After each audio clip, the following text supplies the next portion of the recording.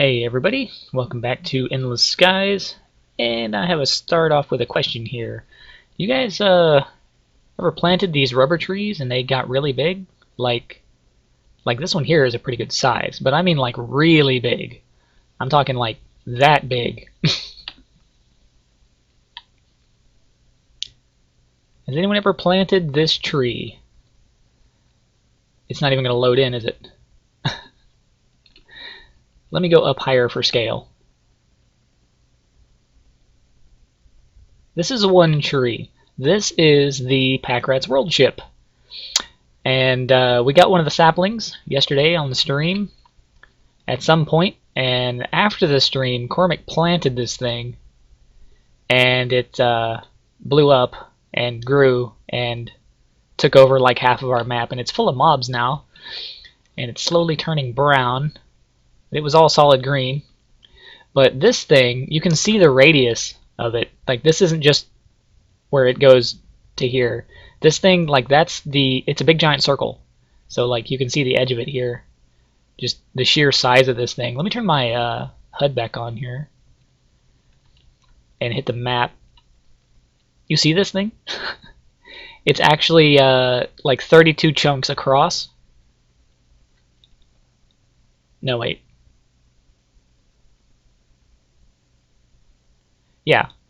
It's 16 chunks in every direction from the center. That little spot right there in the middle is straight up from where he planted the sapling originally. And he figured, you know what, that's probably far enough from the base where even if it's a big giant tree, we should be fine. No. It grew all the way back to the base. That is a huge, huge tree. Let me go over here towards the center and show you guys the little spot that it was actually planted on. And then I'll move on and do the review for the stream. For those of you that missed the stream, it's actually a little hard to see under here. It's pretty dark, but so it's all leaves and branches all the way to here, and from here from here on down, it's a solid block of wood, kind of like in a giant dish. It's like a giant satellite dish made of wood that funnels all the way down to the middle of the tree, all the way down to the center, and then there's the trunk, goes all the way down here. I mean, this thing is huge, and it was all planted on the little tiny spot right about there, kind of in one block from here.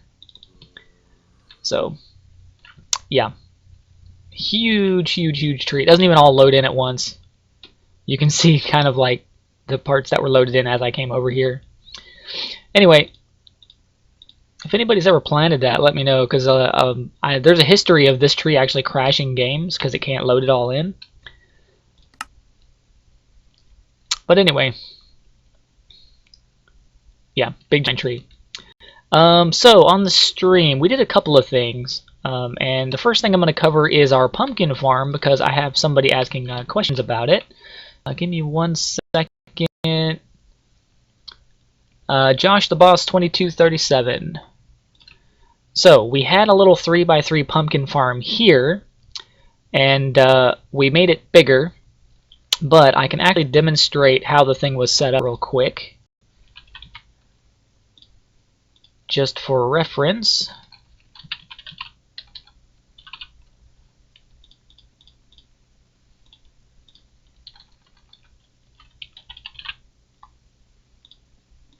Alright, so you have like water. Actually, you don't even need water for this to work, but it's just like normal farming. You till the ground, you get 4 sticks, put them together like that in a little square, and you make these crop sticks from AgriCraft.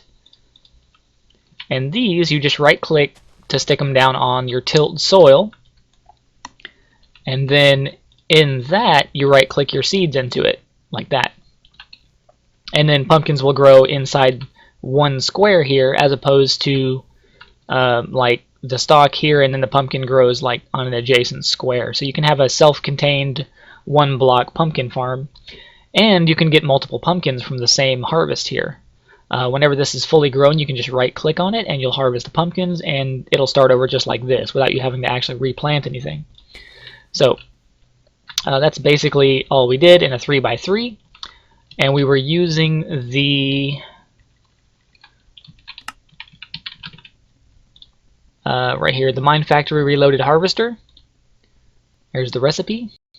2 Invar axes, a pair of shears, some plastic sheets, machine frame, redstone reception coil, and some gold gears.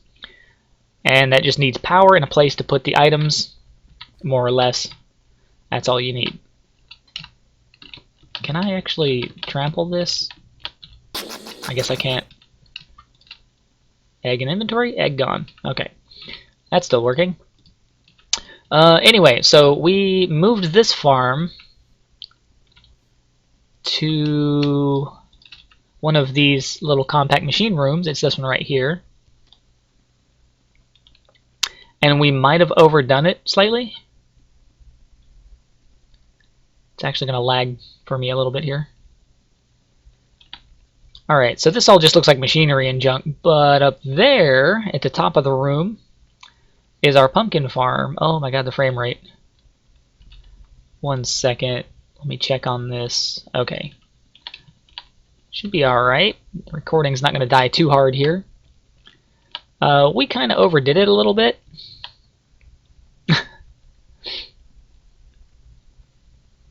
Yeah. This is an 11 by 11. Fully sped up with the dark matter pedestals with the Watch of Flowing Time and the Torturinos.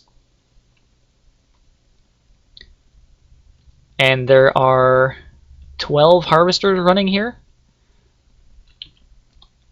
all with the upgrades, copper upgrades in them. Actually, these ones on the sides aren't harvesting the entire radius because they're not in the center. They're not centered. So this one is overlapping that one quite a bit, but it's not reaching all the way over there. It's only going to go like halfway. Anyway, but everything here is covered by at least 2 or 3 harvesters. And you can see how fast everything in here is growing. Like, nothing stays for more than half a second or shorter. But anyway, that's the reason these pumpkins are going so fast, is because of all these speed upgrade things that we have sitting around. Increases the tick rate so that they grow way, way faster. Anyway, let's get down out of this area. So here's what happens. All the harvesters are running and pulling the pumpkins out. The pumpkins are all going down through this. Oh, come on. My flight just gave out on me. There we go. The pumpkins are all going through these item conduits over to this corner, going down into this energy condenser from Project E. I think I explained this before. You put pretty much any item you want in there that has a value, and you can tell it to create any item coming out of it. So we have this making these Eternalist fuels. These are like quite a few coal pieces stuck together, basically. They're just really strong fuel, like coal. And it's making those pretty much non-stop. And that's kind of just a go-between from a low value to a higher value. From there, we take those out, and then we have it on round-robin mode to evenly distribute it between these 10 energy condensers here. 8 of them are making Klein Star Omegas, which are basically like batteries that hold EMC. And we're going to have to start doing something about those fairly soon, because they don't stack. But each one of these is worth a little over 25 million EMC, so you can tell just how many. And this is only 1/10 of the output. That's another 10th of the output. That's another 10%. So then we have 10% over here, taking the higher level fuel and turning it into lower level fuel. It's like one step down. And then the lower level fuel is going out through here into these 20 steam dynamos that are also getting water from right there.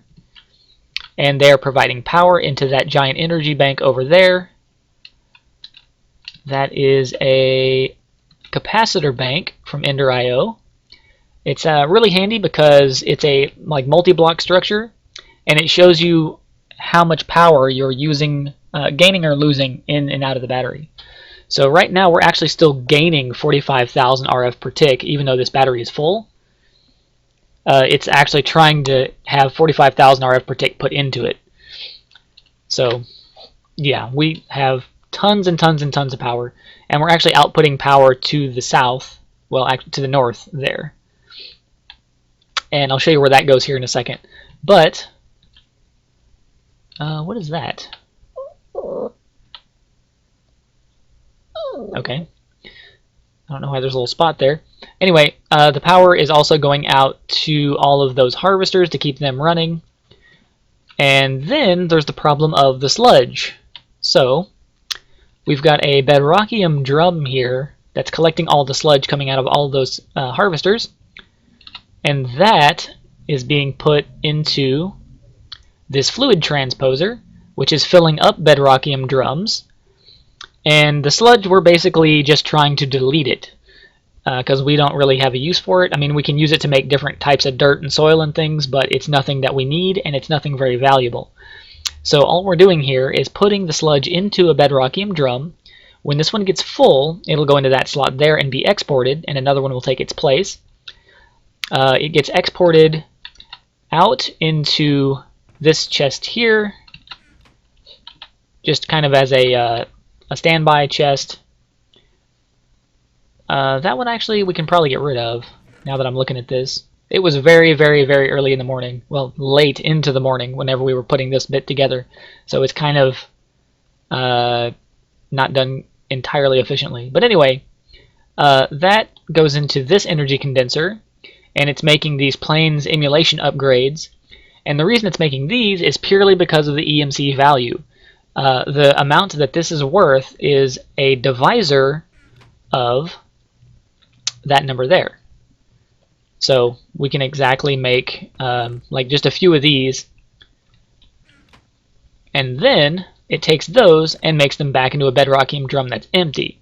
Now the reason for this step here is because these energy condensers don't want to take a barrel full of something, just anything at all. They don't want to take a drum and turn it from a full drum into an empty drum. It just will not accept it. I don't know why, but it doesn't want to do that. So we have to go over to something that's of a divisible value and then go back to the empty drum from there. So that took a little bit of figuring, but it works, and it doesn't have to happen very often because those drums take quite a while to fill up. So whenever it recreates the empty drum there, it just goes back around and fills in a slot here. So that is that. That's everything up there taken care of. So we're getting tons and tons and tons and tons of EMC value. Oh, also, I didn't show this one. This block here is an octuple compressed cobblestone. So we have 10% of our output making these. And so far, this is the most expensive block I have found in the mod pack. 43 million, just a little over 43 million. So, and they stack. So actually, I might start taking these Klein stars out and making octuple compressed cobblestone out of them. You might think that bedrockium blocks are the same value or more because they are the same block but processed. You cook them into bedrockium blocks, but they're actually worth like 400,000 or something, like a tenth or 1%. Something like that. They're worth quite a bit less. So we're just going to leave them as octuple compressed cobblestone. 43 million cobblestone stuck together. And that will be that. Otherwise, I think that's it. Oh, I missed a part. This is a crafting station. You use it to make things just like a vanilla... No, you guys know what that is. Yeah, that's that. You might actually have a question about this, though. The way we have the power lines here. Each of these rows were probably... Well, we don't need to separate each one, but whenever they were all connected and going through a single line, the single line wasn't actually exporting fast enough. So we put multiple lines coming out of the side here and just disconnected them all from each other. So it's 4 individual lines that can export into this bank here. And then it gets the full value exported instead of being throttled by the conduit there. Anyway, so that is that.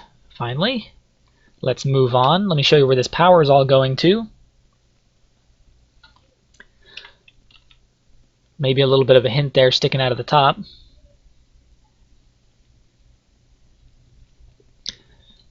Alright, so this is our ME system.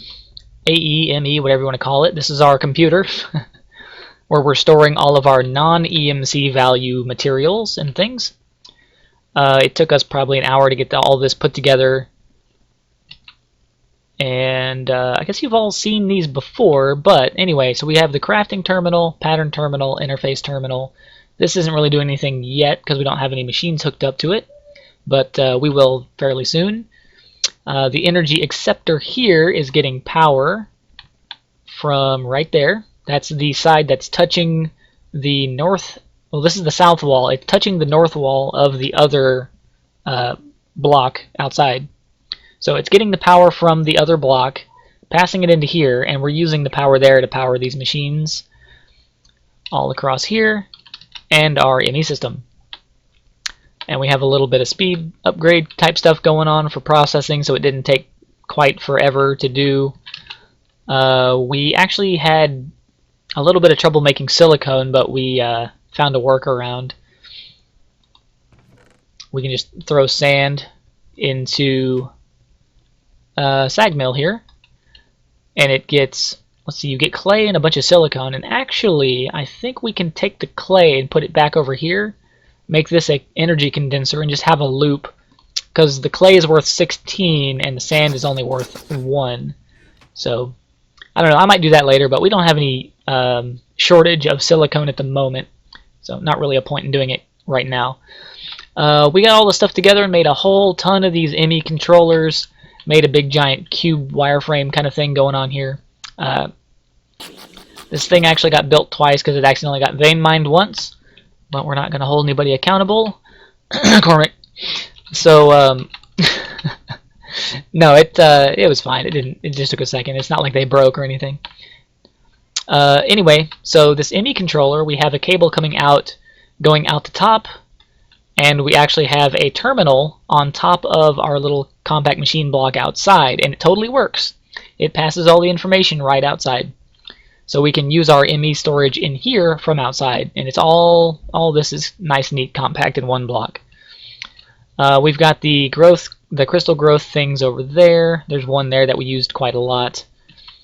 A couple more crafting stations. Make sure there's nothing sitting around in those. And now we come to this little deal here. These are not actually part of the ME system at all, but I put one of these together and gave one to Cormac. That's his there. While we were doing this, and it's really, really convenient. If you guys watched my Revenge of the C-Team series, then you know what this is already. This is a player interface. You can probably read there at the top. What it does is it interacts with your player inventory as though it were a container, like a chest or whatever, some kind of storage space. So on the top there's a little armor icon. If you have a pipe or a conduit or something connected to that, you can import and export the items that you have equipped into that spot there, and it will go on and off of your character. And you can put item filters and all kinds of things on that and make it really interesting. The sides of the cube, all the 4 sides, are inventory spaces, so like your actual player inventory, not your hotbar. And the bottom, you can kind of see it there. Yeah, you can see it on the bottom of his. Mine's sitting on the floor, so I can't get to it. But the bottom is a sword, and that is for your hotbar down here. So you can pipe items in and out of your hotbar whenever you want to. So what we have set up here is a couple of these Ender.io item conduits that are filtered to extract eggs from our inventory, and they're going in this chest here. You can see we got quite a few, and the reason for that is because this little chicken pet that we both are carrying around, every time he eats seeds, he gives you an egg, and we always had eggs in our inventory, and it was getting kind of annoying to get rid of them, so we just set up this little automated thing here, and that takes care of that. And it will work no matter what dimension that you're in, as long as this chunk here is loaded that the interface is sitting in, then it'll work. And these are always loaded. Pretty much as long as the chunk that the block outside is sitting in, which it is, we have a chunk loader. As long as these blocks here are loaded, the dimension inside of them is also loaded. So we don't have to worry about that at all. So see, you just access your ME system from outside the block. Perfectly fine. This giant foreboding tree there. What else did we do? I think we did a little bit of work over here. Let's see, I showed off the gravel processing thing. Showed off the ore processor with all the smelteries. And I'm pretty sure I showed this off too, the lava generating plant. Yeah, I'm pretty sure I showed this off to you guys already. So there's nothing new going on in here. I answered the question about the pumpkin farm. Somebody was asking me about Vein Miner. It is in the pack. If you're playing a pack and you want it installed and it's not installed, then you're going to have to go through some little finicky stuff to get that working. If you're playing a mod pack through a launcher, then it'll complain at you for having mods that are in the pack that are not supposed to be, and it'll probably just remove it. So it can be a little weird that way. But it is in this pack. You just have to hold down the grave key, which is to the left of number 1, while you harvest a block, and it will harvest all the connected blocks. It doesn't work with your bare hand, but it will work with any item or tool. And I guess the last thing I have to cover is right over here. We activated the division sigils, and it took a little bit to do. You knock these guys all off the edge here. Off you go. We activated division sigil here. It took a little bit of doing because the Et Futura mod overwrites the enchantment table with a future version of the enchantment table. So the old school Minecraft 1.7.10 enchanting table, you don't use lapis, you just put the item there and it gives you options based on levels. The updated version of the enchanting table you also put lapis into. So the Et Futura mod was overriding the behavior of the enchantment table with the newer one, and we couldn't right click on it with the division sigil to get the ritual to complete. So we had to basically remove the Et Futura mod from the pack. That's the only issue with it that we had, but yeah, it had to go so that we could actually activate division sigils.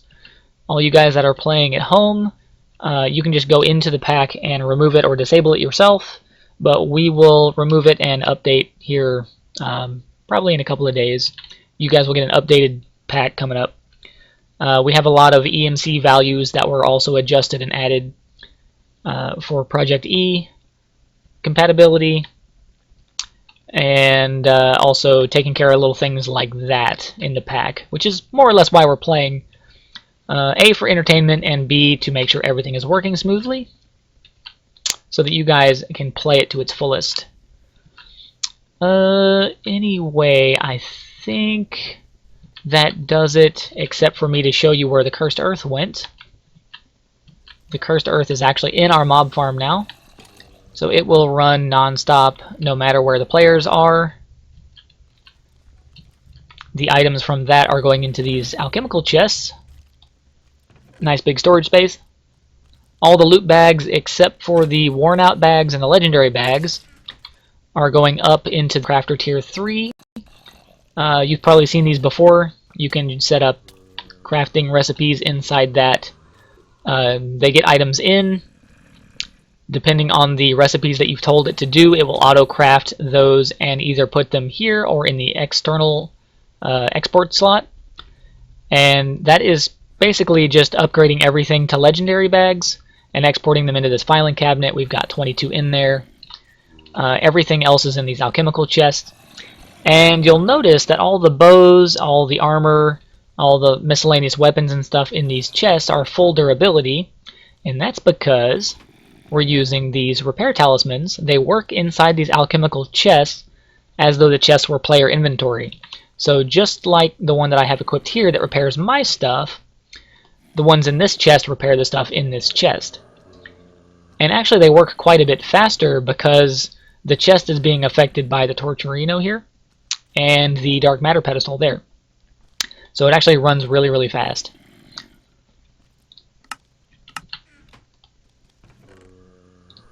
So we get full durability items coming out of here instead of pieces and parts. All the mob essence coming out of there is going through this tank into an auto enchanter. So we just put books in there, it starts shelling out enchanted books, and those are all going into this filing cabinet here. Tons and tons of level 1 books. We'll probably eventually crank that up to 30 and start using all of this. But that is just one tank worth of essence. So we have another compact machine here. And this, I believe, is the last thing I have to cover. We have a giant 11 by 11 by 11 cube of tanks from open blocks. Each one of these tanks holds 16 buckets worth of fluid, and the entire bottom layer is about 5 buckets full. So 11 by 11 by 5, that's the number of buckets worth of essence we have in here. And that can all be piped in and out of all the sides except the bottom, currently. Just kind of the way we have it set up. It's just a mass storage for essence because we're going to get a whole lot of it coming out of here. And there's a little bit of it going into that tank there just so we can use it now instead of going through that block. Anyway, so that, I believe, is everything.